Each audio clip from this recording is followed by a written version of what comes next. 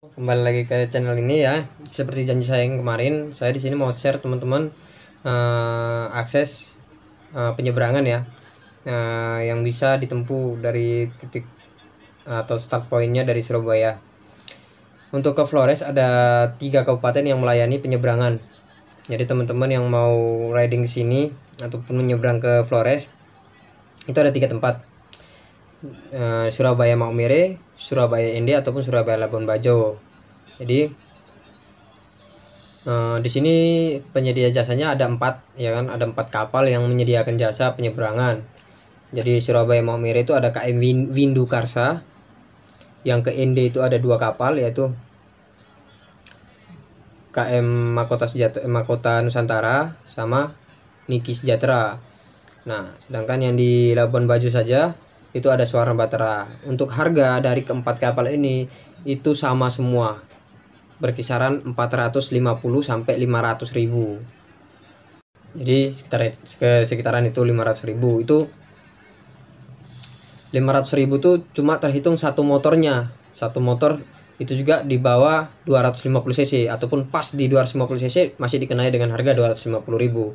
Sedangkan 250 ribu, 450 sampai 500 ribu. Tapi kalau untuk orangnya itu 450.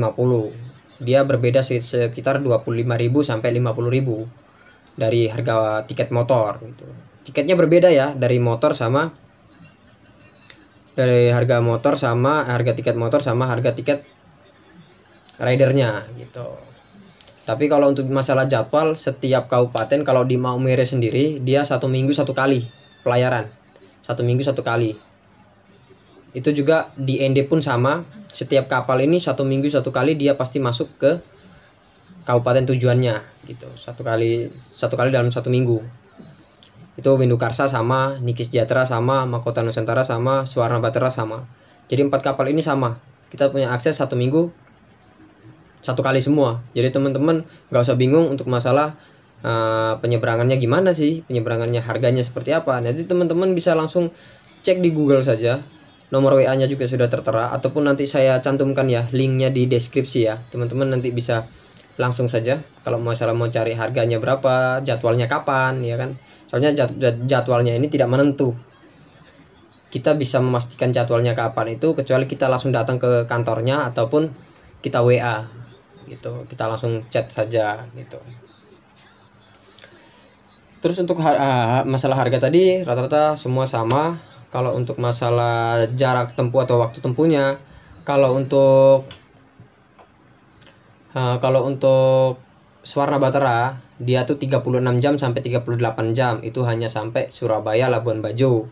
Kalau Niki Sejahtera itu Surabaya Labuan Bajo dia itu 26 jam.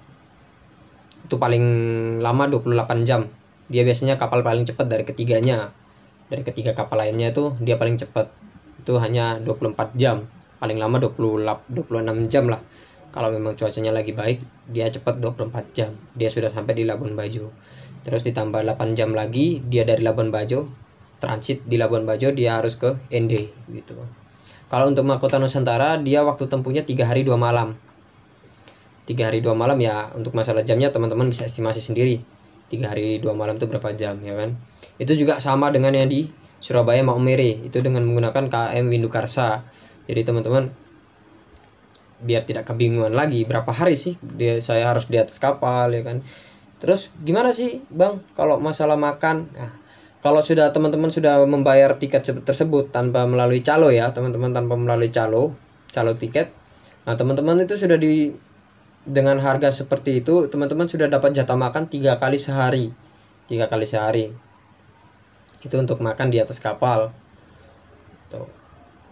Untuk masalah snack ataupun kopi teman-teman bisa bawa dari start point ataupun teman-teman beli di atas kapal. Memang harganya agak berbeda di atas kapal ya kan gitu.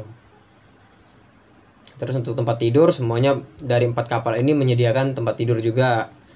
Tempat tidur, kamar mandi. Cuma memang agak sedikit berbeda ya. Maaf. Dari keempat kapal ini yang paling bersih selama pengalaman saya, yang paling bersih dari segi toiletnya ya, toilet Itu yang paling bersih itu Swarna Bahtera, yang dari Surabaya ke Labuan Bajo saja itu yang paling bersih. Dalam artian bersih seperti ini, fasilitasnya dijaga betul, airnya lancar, toiletnya juga tidak mampet, jadi gitu. Terus tempat tidurnya juga nyaman, itu Swarna Bahtera. Yang kedua tuh baru Windu Karsa gitu.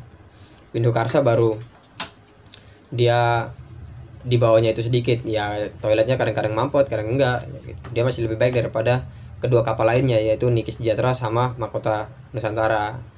Itu yang saya selama naik dua kapal itu, pengalaman saya yang naik dua kapal itu, saya sampai ya mau nggak mau ya, kita juga nggak nyaman dengan kondisi seperti itu ya.